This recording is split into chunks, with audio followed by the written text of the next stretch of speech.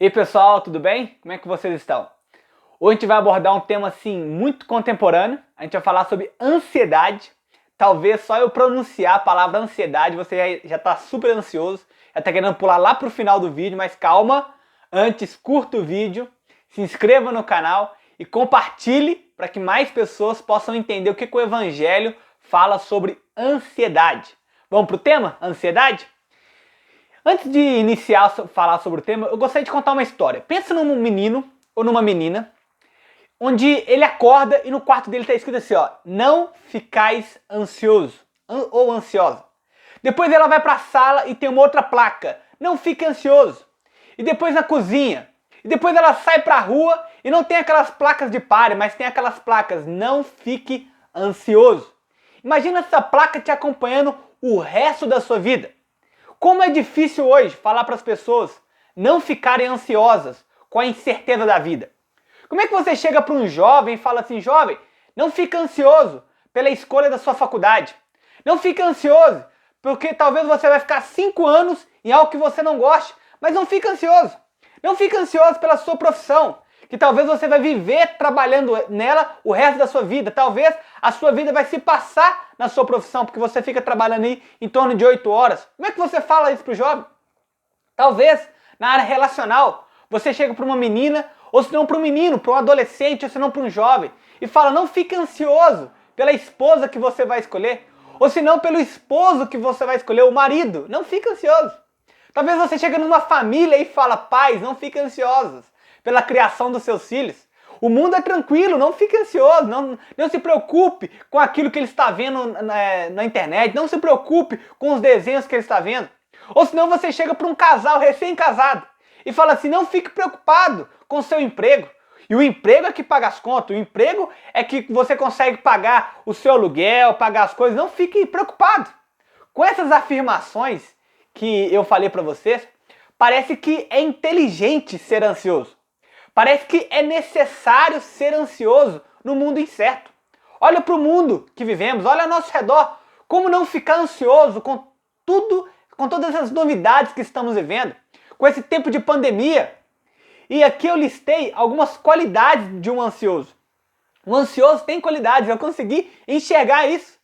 A pessoa ansiosa, ela entende a fragilidade da vida. E por isso que ela fica ansiosa perante a morte. O ansioso, ele entende que por ele ser fraco, ele não consegue trazer segurança para sua família. E ele vai para o trabalho pensando, será que esse é o último dia? Ele lembra das pessoas que estão tentando derrubar ele no trabalho. E ele fala, até quando eu vou suportar essas pressões?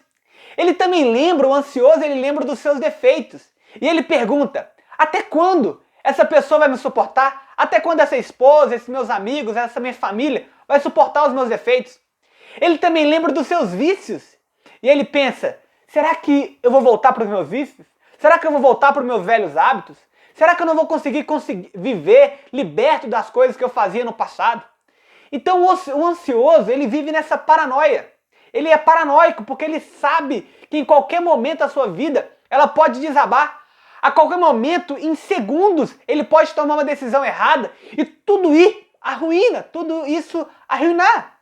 Pensa no desastre que você pode causar se você não suportar as pressões no seu trabalho, na sua família. Talvez se você não conseguir lidar com isso, você pode sofrer um divórcio. Você pode ser despejado da sua casa. Você pode viver um luto. Ou você pode até mesmo ficar doente, tantas pressões que você tem vivido. E como não ficar ansioso nessa incerteza da vida? Nesses turbulhões de problemas, nessas pressões no dia a dia, pressões no trabalho, pressões na família, estresse em todas as instâncias. Como não ficar ansioso nesse mundo competitivo, que você precisa se atualizar todos os dias? Senão talvez você pode perder o seu emprego. Você precisa ter inglês, hoje em dia é essencial, mas você também precisa ter outras faculdades, você precisa ter curso técnico. Você talvez, dependendo da área, você precisa de um mestrado, de um doutorado. Você precisa de experiência. São tantas coisas que você precisa e eu te pergunto, como não ficar ansioso? E eu estudando sobre isso, eu cheguei numa conclusão. Só existe uma possibilidade. Só há uma possibilidade do ser humano não ficar ansioso nesse mundo globalizado, nesse mundo contemporâneo. se colocar Deus na sua vida e enxergar que você não está sozinho. Perceber que Deus está ao seu lado. E por isso que quando a Bíblia fala de ansiedade, ela sempre relaciona incredulidade. Porque o ansioso, ele não consegue crer em Deus e por isso ele fica ansioso. E aí vai uma frase para você. Talvez você que não crê em Deus, você vive uma vida muito ansiosa. E eu falo, isso é comum, isso até é normal. Porque se você não colocar Deus na sua vida, é impossível você não viver totalmente ansioso, com preocupações excessivas. E foi assim que Paulo consolou a igreja de Roma. Foi assim que Paulo conseguiu trazer paz em meio a tanto sofrimento, a tantos cristãos sendo mortos, a tantas frustrações, a tantas orações não respondidas. Foi assim que Paulo conseguiu consolar os cristãos de Roma. Ele disse assim: tudo coopera para o seu bem. Ele quis dizer, se você creu em Jesus, se você tem a vida em Jesus, se você experimentou o novo nascimento, se você experimenta hoje uma nova vida, você é uma nova criatura em Jesus Cristo, se você hoje tem o Espírito Santo dentro, se hoje você crê em Deus, se hoje você ora, se hoje você lê a palavra, se hoje você vive o Evangelho, a sua vida não é um jogo de sorte. As coisas que acontecem na sua vida, entenda isso, não é fruto do acaso.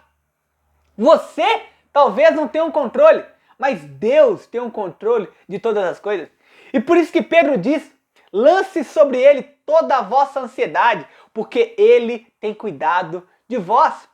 A ansiedade, gente, ela se dá pela preocupação do futuro incerto. E é necessário ter ansiedade quando você não sabe para onde você está indo. Mas nós que cremos em Deus, nós que cremos em Cristo, nós sabemos sim para onde estamos indo. A gente sabe sim que a nossa vida não é o acaso, não é um jogo de sorte. A nossa vida tem sentido, tem propósito e Deus cuida de todas as coisas. E a única forma de você não ficar ansioso é você crendo na soberania de Deus. E só o cristão, só aquele que crê em Deus, só aquele que crê em Jesus Cristo, consegue desfrutar de uma paz que excede todo o entendimento. Faça o melhor e se não acontecer, descanse. Se você descobrir que nada na sua vida é o acaso, que tudo é controlado por Deus, não tem lugar mais para a ansiedade. Ninguém fica ansioso sabendo que o Deus que controla todo o universo, o Deus que criou todas as coisas, o Deus que controla tudo e todos, ele também controla a pequenez da sua vida. E o texto que eu vou ler para vocês, ele é muito confortante, mas ele só se aplica para aqueles que creem em Jesus Cristo. Porque o texto diz assim, sabemos que Deus, ele age em todas as coisas, ele coopera em todas as coisas, para o bem daqueles que amam a Deus. Tudo coopera para o seu bem se você ama a Deus, se você vive o Evangelho, se você desfruta do Evangelho, que foram chamados de acordo com o seu propósito. Então, como eu vou falar para uma pessoa que tem a sua vida guiada pelo acaso, guiado pela sorte, que toma decisões sem o princípio do Evangelho, que toma decisões daquilo que ela acha certo, que toma decisões de acordo com as suas ideologias, como que eu vou falar para essa pessoa não ficar ansiosa? É impossível. Só uma vida guiada por Deus que eu posso dizer, não fique ansioso por coisa alguma. E essa carta foi escrita para uma igreja que estava muito ansiosa. Ela estava vivendo muitos perigos, muitas frustrações, muitas respostas não respondidas, muito sofrimento, e no meio de tantas dificuldades, é muito difícil se submeter à vontade de Deus. É muito difícil quando você é acometido por uma doença e você conseguir ficar em paz. É muito difícil quando você perde emprego. É muito difícil quando as coisas ruins vêm contra a sua vida. Mas quando você entende que Deus, por trás, Ele está cooperando todas as coisas para o seu bem, isso pode gerar paz no seu coração. Será que você consegue ler esse texto quando você tem uma perda de um relacionamento? Ou se não, quando você perde emprego? Ou se não, quando você tem uma doença, uma crise financeira? Será que você consegue ler esse texto? Que tudo coopera para o seu bem? 1 Tessalonicenses 5,18 diz assim, em tudo dá graças, porque esta é a vontade de Deus. Às vezes a gente usa o Evangelho para tirar o sofrimento. Mas a Bíblia, ela foi dada no meio do sofrimento. E na verdade, ela conforta aquele que está sofrendo. Então o Evangelho, ele não vai às vezes tirar do sofrimento, mas ele vai trazer um consolo para o seu coração. A Bíblia fala de um Deus que morre e que ressuscita. Então você percebe que no sofrimento surge, brota uma alegria. E por isso que a Bíblia fala que o choro pode durar uma noite, mas a alegria vem pela manhã. Essa é a diferença do cristão e do não cristão. É como você reage às suas circunstâncias, às suas adversidades. Porque a Bíblia fala que os pensamentos de Deus não são os nossos pensamentos. Os caminhos de Deus são mais altos que os nossos. E se a nossa fé não nos faz descansar em tempo de provação, qual é a utilidade dela? O John Wesley tem uma frase muito interessante que ele fala assim: eu dou graças a Deus que nem todas as minhas orações não são respondidas. Então como você vai ficar sem ansiedade? Como você vai conseguir lidar com essas dificuldades se você não sabe se você vai ser mandado embora amanhã? Se você não sabe como é que vai ser a criação dos seus filhos? Se você não sabe se você vai casar ou não vai? Como é que você vai conseguir lidar com essa ansiedade que todo dia comete o seu coração? Lembra do texto? Tudo coopera para o seu bem.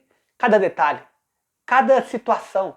Depois da sua conversão, depois do seu encontro com Jesus Cristo, tudo Ele transforma para o seu bem. E aí eu fui pesquisando no grego, que eu falei assim, não é possível, gente, que esse texto é real.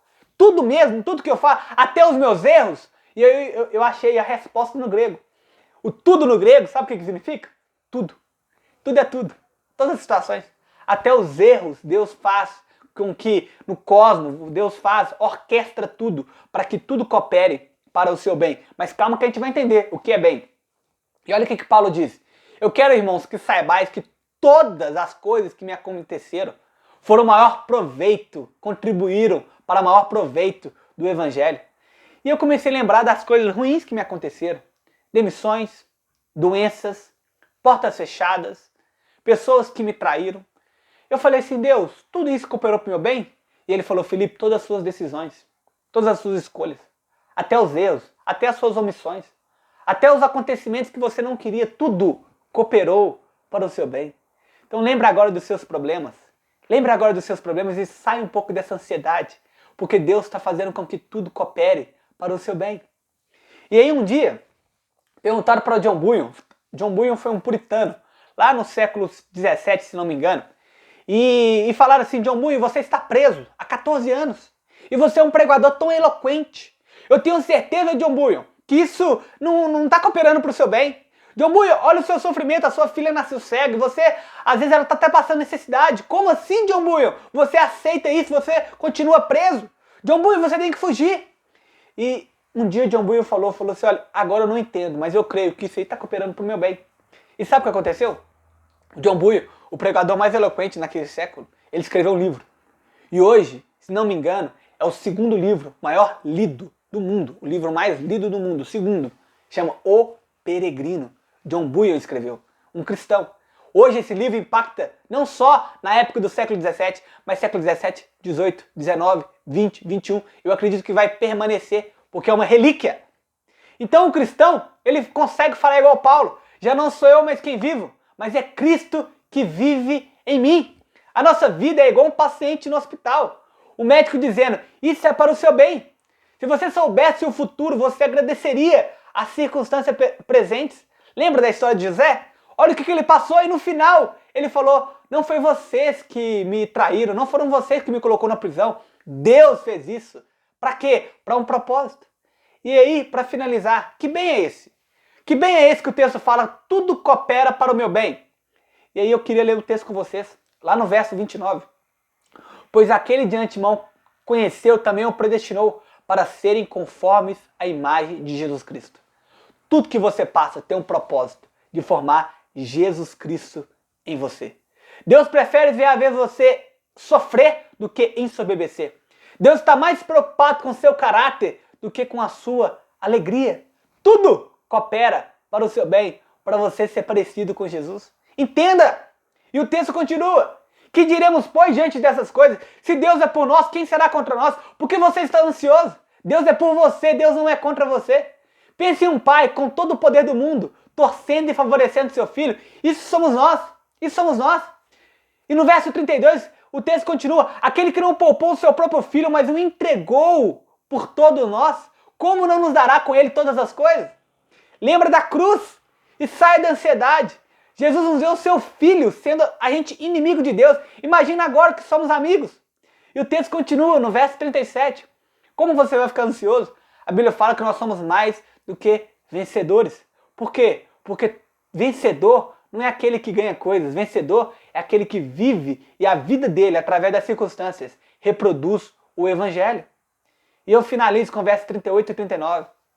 Que o texto finaliza dizendo assim: nada pode nos separar do amor de Cristo Jesus. Entenda, assim que Paulo consolou uma igreja que estava passando por sofrimento, por fracasso, até experimentando às vezes escassez, orações não respondidas, ansiedades, ele falou assim: você quer sair dessa ansiedade? Creia e entenda que todas as coisas cooperam para o bem. E quando você entende isso, o contrário da ansiedade acontece com você. Você agora começa a experimentar uma paz que excede todo o entendimento. Em vez de inquietação, você experimenta quietude. Você experimenta paz de espírito. Porque você percebe que Deus está orquestrando tudo para formar Jesus Cristo em você. E por isso que Paulo, ele diz: não fique ansioso por coisa alguma. Não fique ansioso. Como eu não vou ficar ansioso, Paulo? Olha para o meu emprego. Olha para minha família. Como que eu não vou ficar ansioso? Olha as circunstâncias da vida. Como? E ele falou: só há um jeito. Pela oração e pela súplica. Só há um jeito de não ficar ansioso. Crendo que Deus está do seu lado. Crendo que Deus está com você. E aí acontece que a paz que excede todo o entendimento guarda o seu coração. Entenda que tudo coopera para você ficar igual a Jesus Cristo. Então, Deus fala: não fique ansioso, pois eu estou cuidando de você. Estou cuidando da sua família, estou cuidando dos seus filhos, estou cuidando de todas as suas áreas, da sua saúde, tudo. Estou cuidando de tudo. E tudo que vai acontecer, mesmo se você errar, vai cooperar para o seu bem, vai cooperar para você ser igual a Jesus. Eu oro para que essa ansiedade saia do seu coração e que você experimente uma paz que excede todo entendimento. Que Deus te abençoe.